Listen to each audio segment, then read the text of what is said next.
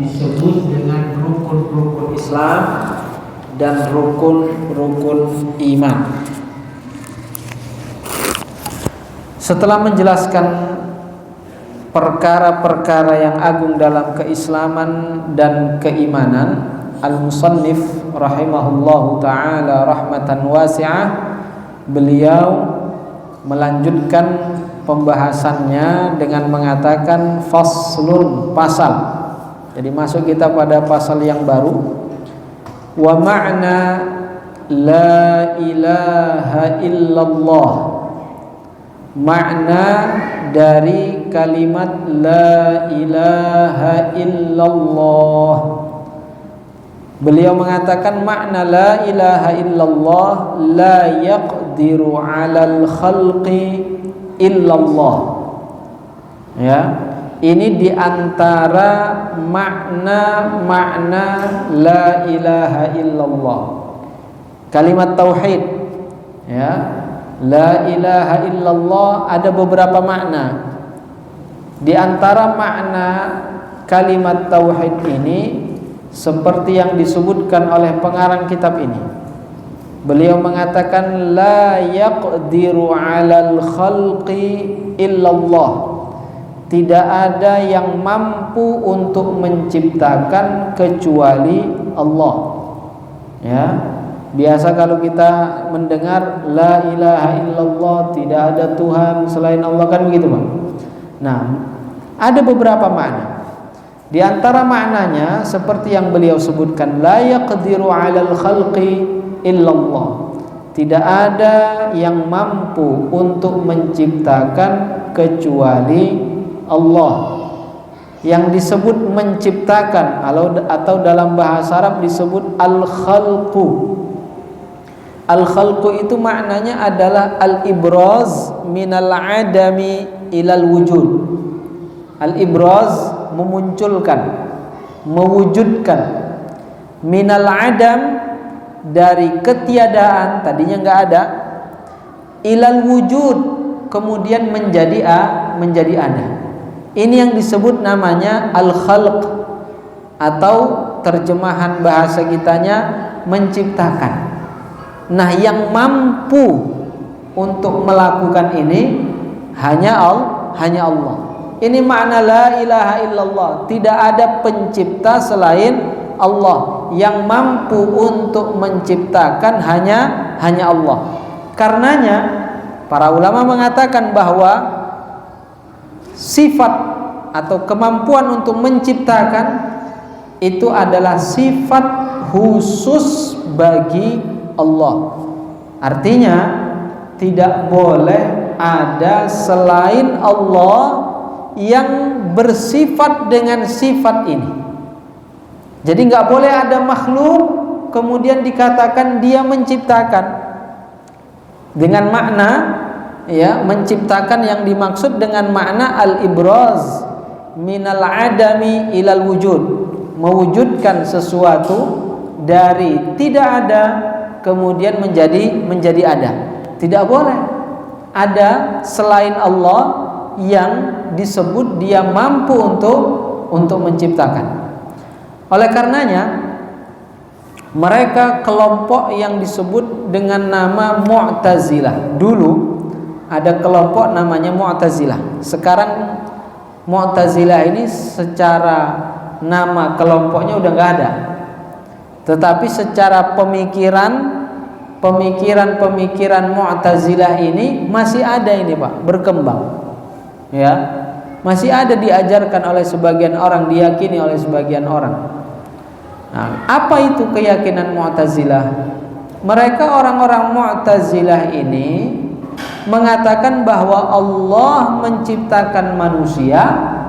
Setelah menciptakan manusia, ya sudah.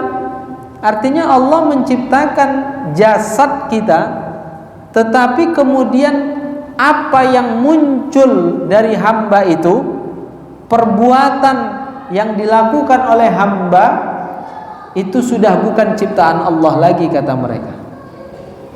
Siapa yang menciptakan? Ya makhluk itu sendiri, hamba itu sendiri. Kita berjalan, kata mereka, kita yang menciptakan, kita bisa berjalan, ya, kita berlari, kita berbicara, kita makan, kita minum, kita tidur dan seterusnya. Kata mereka, itu kita yang menciptakan. Allah menciptakan jasad, tidak menciptakan perbuatan. Kata mereka begitu. Makhluk atau hamba yang menciptakan perbuatan.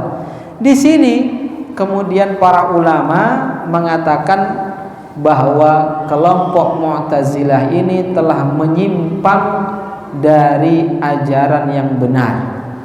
Karena makna la ilaha illallah di antara maknanya adalah la yaqdiru 'alal khalqi illallah.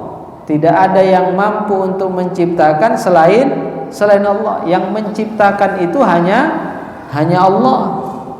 Sebagian dari orang-orang Mu'tazilah mengatakan bahwa kebaikan itu ciptaan Allah, tapi keburukan, kata mereka, itu bukan ciptaan Allah. Keburukan itu ya ciptaan hamba itu sendiri. Nah, ini juga tidak benar. Karena sudah disebutkan tadi, makna la ilaha illallah, tidak ada pencipta selain Allah.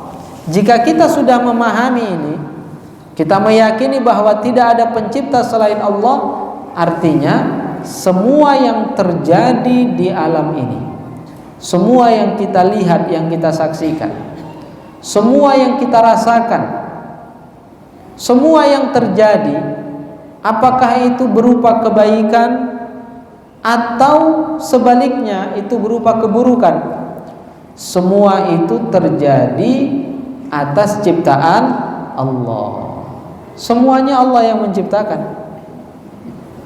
Lah kalau kebaikan ciptaan Allah, kemudian keburukan kata mereka bukan ciptaan Allah, berarti ada dua pencipta ini, Pak. Ada pencipta kebaikan dan ada pencipta keburukan. Kalau ada dua pencipta, al-khalqu, ya, sifat menciptakan itu adalah sifat khusus bagi Tuhan. Berarti kalau ada dua pencipta, berarti ada dua Tuhan, ada dua zat yang bersifat dengan sifat ketuhanan. Berarti ada dua Tuhan. Apa hukum orang yang meyakini bahwa ada Tuhan selain Allah? Apa hukumnya, Pak? Musyrik, kufur, ya, tidak beriman. Lebih parahnya lagi, mereka orang-orang Mu'tazilah yang mengatakan bahwa hamba itu menciptakan perbuatannya, bukan Allah yang menciptakan perbuatan hamba, kata mereka. Itu berarti ada banyak Tuhan. Ya, setiap orang, setiap hamba itu adalah Tuhan karena mampu menciptakan perbuatannya sendiri, kan begitu? Ya, berarti dia hamba itu memiliki sifat ketuhanan. Berarti dia disebut Tuhan. Nah, berarti Tuhan itu banyak sekali. Nah, ini makanya tidak boleh diyakini bahwa hamba itu menciptakan perbuatannya. Yang terjadi seperti apa? Allah menciptakan kita dan Allah Subhanahu wa ta'ala yang menciptakan perbuatan kita. Tetapi Allah ta'ala tidak menjadikan kita terpaksa dalam melakukan satu perbuatan. Kita kalau mau jalan nggak terpaksa, artinya nggak tiba-tiba kaki kita bergerak tanpa bisa kita menghentikannya, kan nggak, Pak? Kita kalau mau berbicara, ya kan nggak kemudian mulut kita kemudian tiba-tiba ngomong nggak bisa berhenti, kan nggak? Semuanya itu ya atas kehendak kita, kan begitu kan? Kita mau berjalan, kita mau berhenti, kita mau berbicara, kita mau diam, kita mau makan, kita mau minum, kita mau naik, kita mau turun, ya, ini semua dengan kehendak kita. Tetapi bukan ciptaan kita, karena Allah menjadikan pada diri kita ini ada kehendak. Dalam Al-Quran disebutkan, wa ma tasha'una illa ayyasha Allah. Wa ma tasha'una, dan tidaklah mereka berkehendak, ya, wa ma tasha'una illa, kecuali illa ayyasha Allah, kecuali atas kehendak Allah. Maksudnya apa di sini?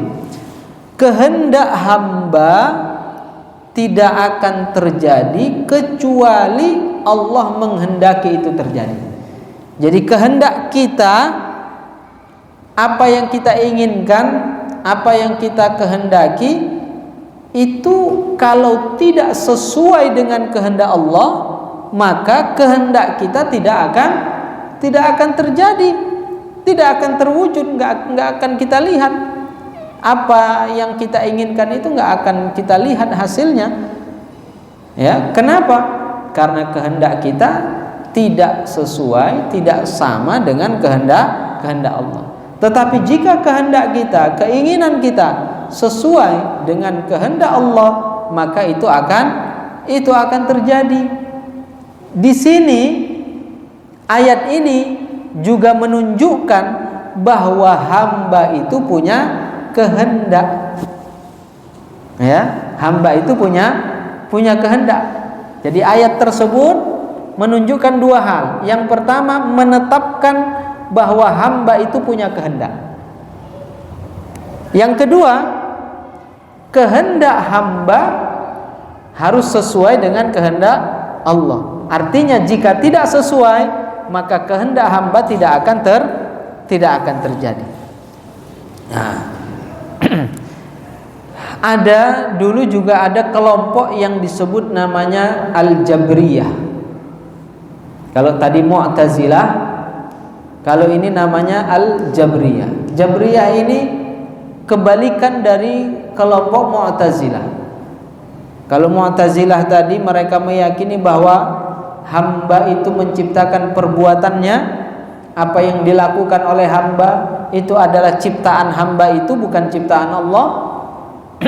Kalau orang Jabriyah ini mengatakan bahwa hamba tidak punya kehendak, hamba tidak menciptakan, dan hamba juga tidak punya kehendak, kata mereka. Ini juga salah. Ini juga salah. Ahlus sunnah wal jamaah mengatakan bahwa hamba tidak menciptakan, tetapi hamba punya kehendak. Kenapa punya kehendak? Allah yang menciptakannya. Ya, sama kayak kita punya tangan. Kenapa kita punya tangan? Allah menciptakannya. Kenapa kita punya kekuatan untuk mengangkat sesuatu? Allah menciptakannya, ada pada kita. Begitu juga Allah ciptakan ada pada kita kehendak. Tetapi walaupun kita punya kehendak, kita tidak bisa menciptakan. Kenapa? Karena kehendak kita bergantung pada kehendak Allah. Beda dengan kehendak Allah. Allah Ta'ala jika menghendaki sesuatu, maka tidak ada sesuatu apapun yang dapat menghalangi terjadinya kehendak Allah. Pasti terjadi. Walaupun misalnya, ya, seandainya semua manusia yang ada di bumi ini tidak menginginkan itu terjadi, tetapi Allah menginginkan itu terjadi. Terjadi nggak kehendak Allah? Pasti terjadi.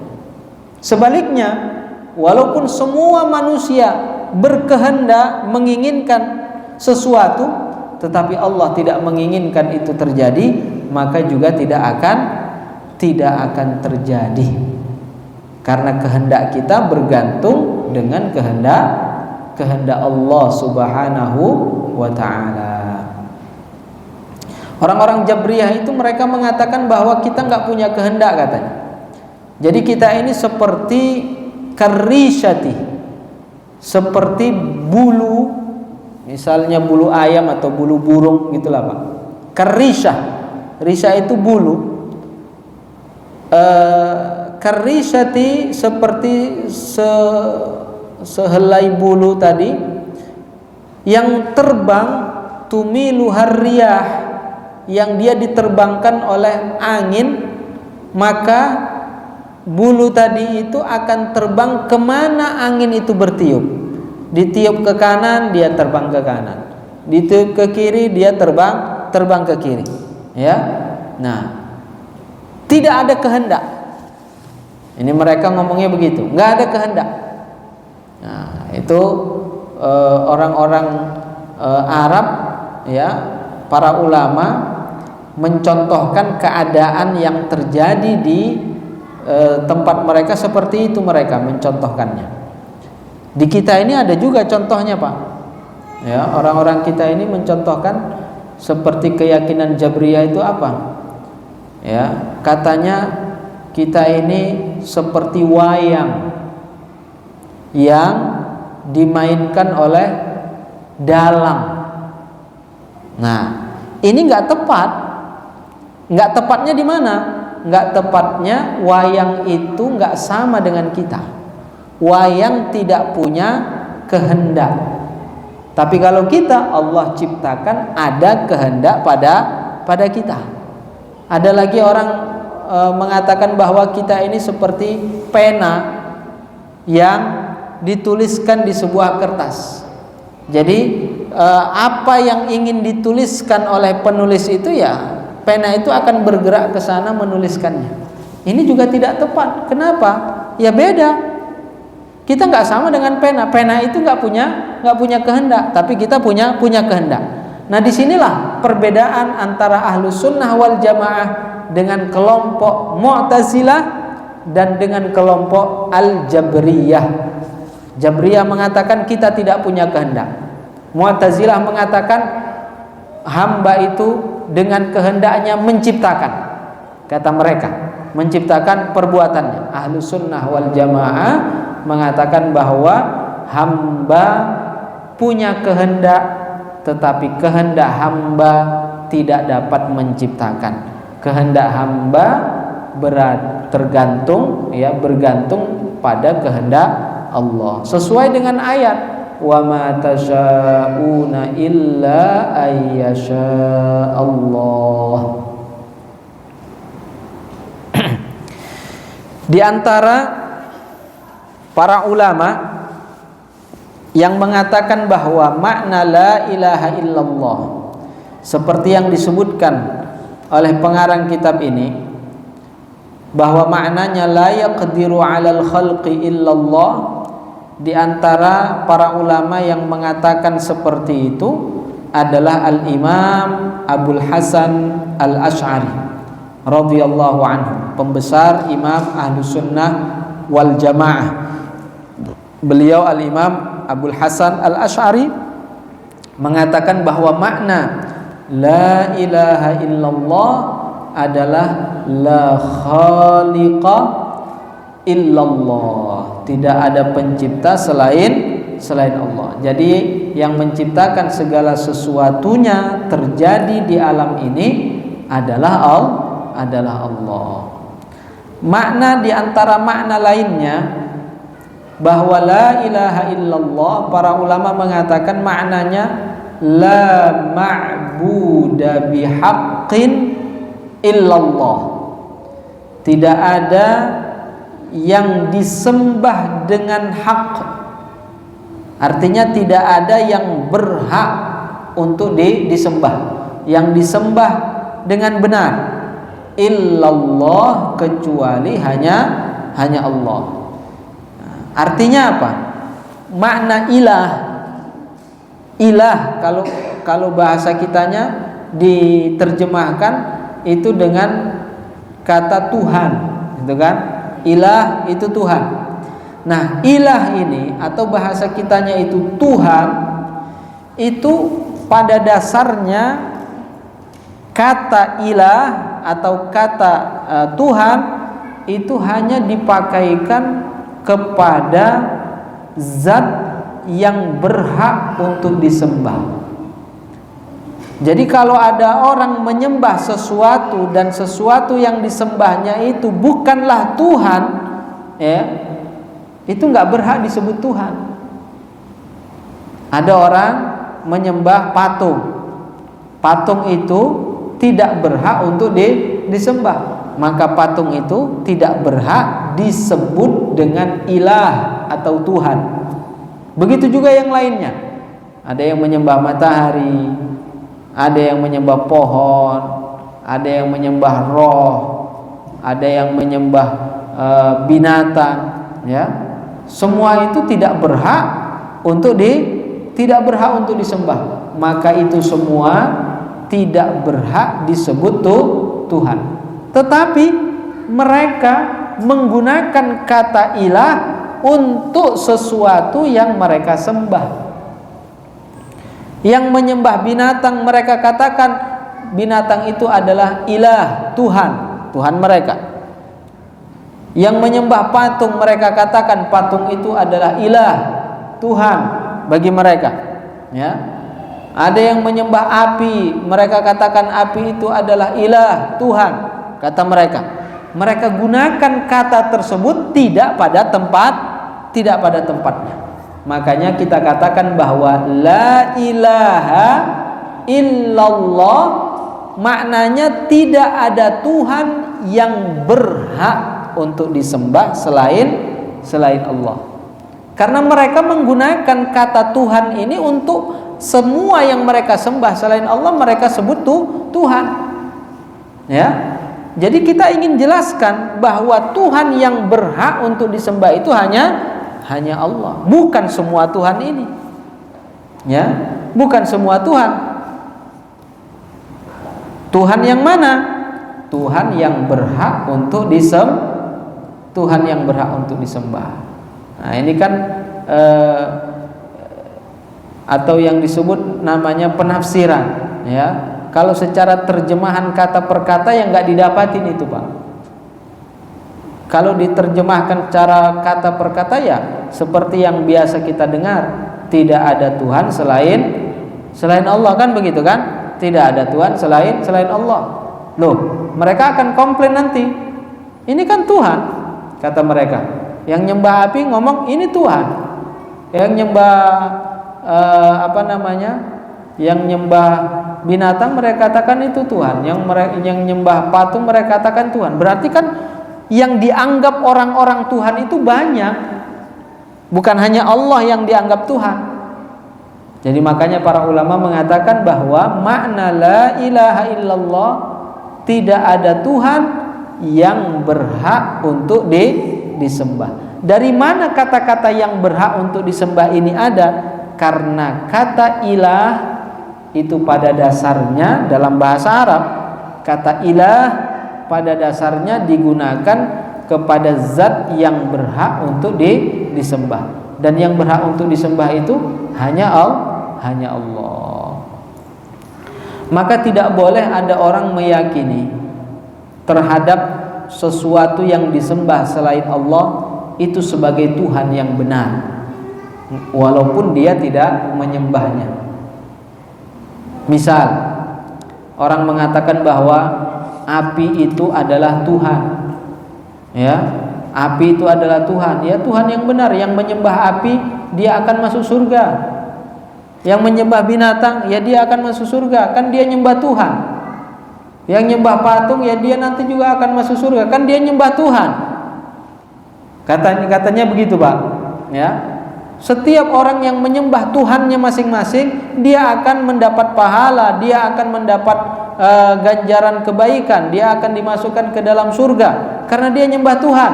Katanya begitu, Pak. Ini artinya apa? Walaupun dia tidak ikut nyembah api, walaupun dia tidak ikut nyembah binatang, walaupun dia tidak ikut nyembah roh, walaupun dia tidak ikut nyembah patung, ya, ini dia telah membenarkan bahwa semua yang disembah itu adalah Tuhan yang benar. Orang yang meyakini bahwa semua Tuhan yang disembah selain Allah adalah Tuhan yang benar, walaupun dia tidak ikut menyembahnya, berarti dia telah menentang kalimat la ilaha illallah. Dan ini menjadi pondasi penting ini, Pak. Karena kalimat tauhid la ilaha illallah Muhammadur Rasulullah ini yang menjadi dasar keislaman seseorang. Orang kafir mau masuk Islam, gimana caranya Pak? Nggak perlu pakai bayar, ya, nggak perlu pakai isi formulir, nggak perlu pakai sidik jari dan segala macam, ya, pas foto, enggak, cukup dengan mengucapkan 2 kalimat syahadat, asyhadu an la ilaha illallah wa asyhadu anna muhammadar rasulullah. Sembari dia meyakini 2 kalimat syahadat tadi, maka dia saat itu juga dihukumi telah masuk dalam agama Islam. Jika dia mati setelah itu, maka dia mati dalam keadaan beriman. Ada kisah yang diriwayatkan dalam hadis bahwa ada salah seorang lelaki ketika itu datang kepada Rasulullah sallallahu alaihi wasallam, kafir, ya, dia bukan muslim. Ada lelaki kafir datang kepada Nabi kita Muhammad sallallahu alaihi wasallam ingin ikut berperang bersama Rasul. Ketika itu Rasul berperang bersama para sahabatnya, dan ini di antara sahabat Rasulullah sallallahu alaihi wasallam adalah keluarganya. Jadi dia ingin ikut perang bersama Rasul bukan ingin membantu Islam, bukan. Karena fanatik kekeluargaan itu Pak, kesukuan. Kan gitu orang gitu Pak kan. Orang walaupun misalnya keluarganya salah kan tetap dibela kan gitu kan. Nah, dia tidak menganggap bahwa dia ingin membela Islam, bukan, tapi dia ingin membela keluarganya. Dia ingin ikut bersama keluarganya ikut perang. Keluarganya muslim, tapi dia belum. Keluarganya perang bersama Rasul, dia pun ingin ikut, minta izin sama Rasul, boleh nggak saya ikut? Apa kata Rasul? Aslim summa qatil. Kata Rasul, masuk Islam dulu, baru kemudian kamu boleh ikut perang. Masuk Islam dia dengan mengucapkan 2 kalimat syahadat. Ikut dia, diperbolehkanlah dia ikut perang. Dalam peperangan dia meninggal. Diberitakan itu kepada Rasulullah, ya Rasulullah, tadi yang baru masuk Islam meninggal di medan peperangan. Apa kata Rasul? Amila qalilan wa ujira katsira. Dia baru beramal sedikit tapi pahala yang didapatkannya besar. Artinya semua dosa-dosanya diampuni oleh Allah Subhanahu wa taala. Dengan apa? Dengan kalimat tauhid. 2 kalimat syahadat. Coba dia enggak masuk Islam, enggak mengucapkan 2 kalimat syahadat. Ikut dia perang karena ingin ikut bersama keluarganya ikut berperang. Meninggal dia, mati dia di medan peperangan, matinya sia-sia. Ya, dia mati sia-sia. Tetapi karena dia sudah mengucapkan 2 kalimat syahadat, maka dia dianggap syahid walaupun baru tadi masuk Islamnya. Bukan tahun lalu, bukan, baru tadi masuk Islam, meninggal juga di hari itu, di hari yang sama. Ya, dia mati syahid. Namun sebaliknya, 2 kalimat syahadat ini yang menjadikan orang masuk ke dalam agama Islam, dia berada dalam keberuntungan. 2 kalimat syahadat ini juga dapat mengeluarkan seseorang dari keislaman. Bagaimana jika orang tersebut keyakinannya atau ucapannya atau perbuatannya menyalahi dari 2 kalimat syahadat? Makanya para ulama itu menjelaskan makna 2 kalimat syahadat ini.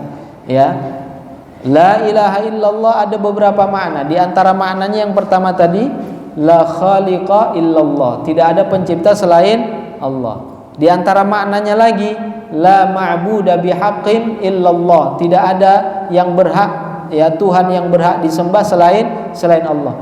Jika orang kemudian keyakinannya tidak sama, tidak sesuai, bertentangan dengan makna kalimat tauhid ini, 2 kalimat syahadat ini, dia meyakini bahwa makhluk itu atau manusia menciptakan perbuatannya sendiri, seperti orang-orang Mu'tazilah.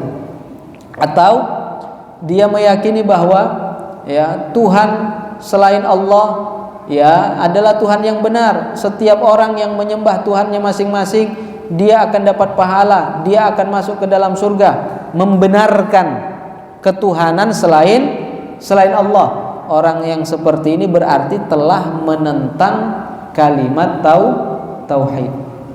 Orang yang menentang kalimat tauhid berarti dia telah keluar dari Islam, gugur keimanannya, Pak. Ya udah masuk Islam dia, udah berada dalam keimanan dia, tetapi dibatalkan lagi keimanannya. Jadi iman Islam itu bisa batal, bisa rusak, bisa hilang. Bukan orang masuk Islam kemudian dia nggak akan pernah keluar dari Islam, enggak. Ya, mudah masuk ke dalam agama Islam, begitu juga mudah untuk keluar dari Islam. Orang keluar dari Islam nggak mesti harus ubah KTP, ya. Sebelum KTP-nya berubah berarti dia belum pindah agama, enggak. Ya. Dengan orang mengucapkan kata-kata yang tidak sesuai dengan 2 kalimat syahadat, maka dia dihukumi keluar dari Islam. Makanya hati-hati ini, Pak. Banyak ucapan-ucapan aneh sekarang ini muncul, ya. Kenapa begitu? Ya inilah kondisi akhir zaman namanya, Pak. Banyak ucapan-ucapan muncul. Katanya semua agama itu benar dengan dalih persatuan. Ya.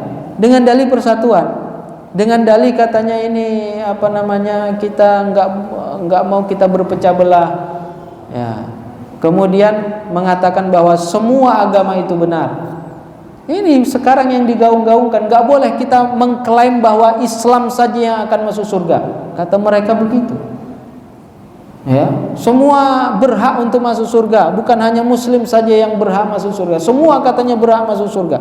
Nggak boleh kita mengklaim bahwa kita aja yang masuk surga, orang kafir masuk neraka, nggak boleh. Bahkan sekarang ini ya ngomong kata kafir aja dilarang katanya, Pak, nggak boleh. Nah, kalaulah seandainya seperti yang mereka katakan, tentu tidak akan terjadi peperangan bahkan di masa Nabi kita Muhammad sallallahu alaihi wasallam. Kalau seandainya seperti yang mereka katakan, tentunya orang-orang tidak akan memusuhi Nabi kita. Bahkan tentunya mereka tidak akan melakukan percobaan pembunuhan terhadap Nabi kita. Nggak akan menyiksa para sahabat dan bahkan membunuh sebagian para sahabat. Itu nggak akan terjadi. Bahkan dalam riwayat yang disebutkan, di antara sebab turunnya surah Al-Kafirun, apa itu surah Al-Kafirun, Pak? Qul ya ayyuhal kafirun, itu kan sampai akhirnya. Satu surah ini turun, apa sebab turun surah ini? Ketika itu orang-orang kafir Quraisy datang kepada Nabi kita Muhammad sallallahu alaihi wasallam, menawarkan, kalau kita sekarang nyebutnya MOU. Mereka bawalah itu surat MOU, ya. Dulu mungkin belum ada surat-surat semacam, cuman ya miriplah seperti itu. Mereka menawarkan kepada Nabi kita Muhammad, kata mereka, perdamaian. Kenapa? Karena mereka udah capek. Mereka itu setiap kali mereka memusuhi Nabi, menghalang-halangi dakwah Nabi, semakin banyak yang masuk Islam. Jadi mereka pun kemudian ingin berdamailah, kata mereka, mengajukan MOU perdamaian. Apa kata mereka? Ya Muhammad, kita tidak usah lagi berpecah belah. Kita ini sama-sama orang Quraisy, ya. Kita ini satu kabilah. Maka marilah kita berdamai. Bagaimana cara damainya? Kata mereka, satu hari kami ikut menyembah Tuhanmu, tapi nanti hari berikutnya kalian nyembah Tuhan kami. Kan enak, kan damai. Nah, orang sekarang kan gitu juga, Pak. Ya, hari raya mereka ikut merayakan hari raya kita. Nanti hari raya mereka, kita juga ikut merayakan hari raya mereka. Kan begitu juga kan Pak? Mirip-mirip kan? Ya begitulah. Ya, sama itu pernah terjadi di masa Rasul. Tapi apa kata Rasul? Pengajuan perdamaian yang diajukan oleh orang-orang kafir Quraisy dijawab dengan satu surah yang sempurna, ya, turun itu satu surah sempurna menjawab pertanyaan pengajuan mereka. Qul ya ayyuhal kafirun, katakan olehmu wahai Muhammad. Jadi perintah kepada Nabi kita Muhammad untuk jawab mereka. Katakan apa yang dikatakan, ya ayyuhal kafirun. Langsung di awal jawabannya itu kata-katanya hei orang-orang kafir. Ya, bukan wahai saudara-saudaraku satu kabilah, wahai paman-pamanku. Ya, enggak begitu. Ya, tapi langsung jawabannya ya ayyuhal kafirun. Dari awal jawabannya saja sudah ketahuan bahwa Rasul tidak akan menerima ajuan apa yang mereka ajukan. Qul ya ayyuhal kafirun la a'budu ma ta'budun. Aku tidak akan pernah menyembah apa yang kalian sembah. La a'budu ma ta'budun, kemudian wala antum a'biduna a'bud gitu ya. Dan kalian juga tidak akan pernah menyembah apa yang aku sembah. Di sini para ulama mengatakan bahwa menyembah Allah Subhanahu wa taala itu enggak bisa kemudian diikut sertakan dengan menyembah yang lain. Jadi nggak bisa Pak, kita meyakini Allah itu adalah Tuhan, kemudian kita juga meyakini bahwa patung itu adalah Tuhan. Nggak bisa. Makanya jawabannya begitu. Aku nggak akan pernah menyembah apa yang kalian sembah, dan kalian pun tidak akan menyembah apa yang aku sembah. Kenapa? Kalaupun kalian secara zahir menunjukkan kalian menyembah apa yang aku sembah, menyembah Allah Subhanahu wa taala, tapi pada hakikatnya kalian tidak menyembahnya. Kenapa? Kalian juga meyakini Tuhan yang lain selain Allah. Jadi nggak bisa diduakan, Pak. Meyakini Allah Subhanahu wa taala harus meyakini semata-mata Tuhan itu hanya Allah. La ilaha illallah. Kalau ada keyakinan meyakini selain Allah itu sebagai Tuhan, berarti dia tidak menyembah Allah. Sama seperti mereka orang-orang kafir Quraisy ketika itu, mereka tidak akan menyembah Allah. Nah, sekarang kan ya mirip-mirip lah kejadiannya, Pak.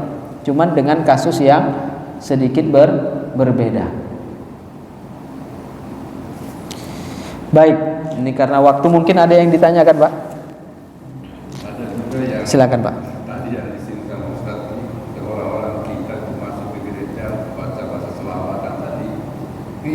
Nah itu, atau mereka kan toleransi, perdamaian, begitu kan? Mereka kebablasan toleransinya.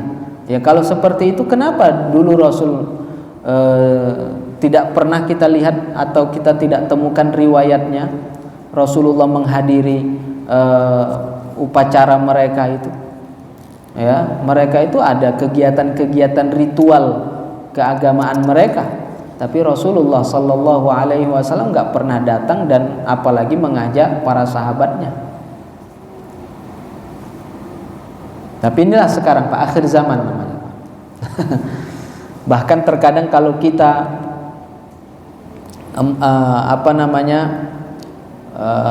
mengkritik itu, bahkan kita yang dihujat. Kita yang dihujat. Subhanallahil azim.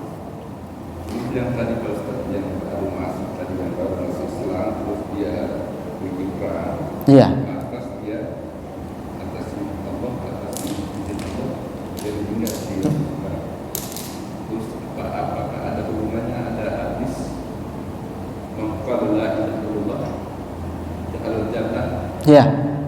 Ya, hadis man qala la ilaha illallah dakhala al-jannah, man mata wa fi qalbihi la ilaha illallah, ya, dakhalal jannah. Banyak riwayat-riwayat hadis yang semisal dengan itu, yang menyebutkan bahwa orang yang meninggal dunia dalam keadaan beriman, dalam hatinya la ilaha illallah, artinya apa? Dia dalam keadaan beriman, maka dia akan masuk ke dalam surga. Cuman ya, sesuai dengan melihat riwayat-riwayat lainnya juga, para ulama menjelaskan bahwa masuknya surga orang yang beriman, meninggal dunia dalam keadaan beriman, masuknya dia ke dalam surga dalam dua keadaan. Ada yang langsung, ada yang enggak langsung. Langsung masuk surga artinya tanpa melalui siksa. Ada yang enggak langsung, disiksa dulu, tetapi pada akhirnya dia akan masuk ke dalam surga. Artinya orang muslim yang beriman meninggal dalam keadaan beriman pasti masuk surga. Cuman dalam dua keadaan. Yang punya banyak dosa mampir dulu ke neraka jika tidak diampuni oleh Allah Subhanahu wa taala. Tapi tidak akan kekal di dalam neraka seperti orang-orang kafir. Orang kafir masuk neraka kekal, nggak akan pernah keluar dari dalam neraka. Tapi orang muslim masuk neraka pasti pada satu saat nantinya, wallahu alam berapa lama dia akan disiksa, ya, tapi pada akhirnya dia akan masuk ke dalam surga. Ya, inilah keuntungan orang yang beriman. Tapi ada yang mau mampir dulu, Pak? Semoga kita semuanya nantinya bisa masuk ke dalam surga bila hisab, tanpa melalui siksa terlebih dahulu. Amin amin ya rabbal alamin. Dan kita juga nggak tahu apakah wafatnya kita nanti bisa wafat dalam keadaan beriman. Kita juga nggak tahu. Ya, kita ini hanya bisa menghukumi orang secara zahir. Orang secara zahirnya dia muslim, meninggal ya kita sholatkan, kan itu, Pak. Tapi pada hakikatnya dia meninggal dalam keadaan beriman atau tidak, wallahu alam. Itu semuanya kita serahkan kepada Allah. Nah, kita juga apa yang akan berlaku pada kita, wallahu alam. Sekarang kita muslim, kita beriman, ya, kita sholat dan segala macamnya. Tetapi nanti pada akhir hayat kita, wallahu alam. Namun apa yang diwajibkan untuk kita lakukan, kita wajib untuk senantiasa berupaya agar terus berada dalam keimanan. Dan ketika kita dimudahkan oleh Allah Ta'ala untuk terus berada dalam keimanan, itu adalah tanda baik bagi kita. Insya Allah kita akan wafat dalam keadaan beriman. Ya, amin ya rabbal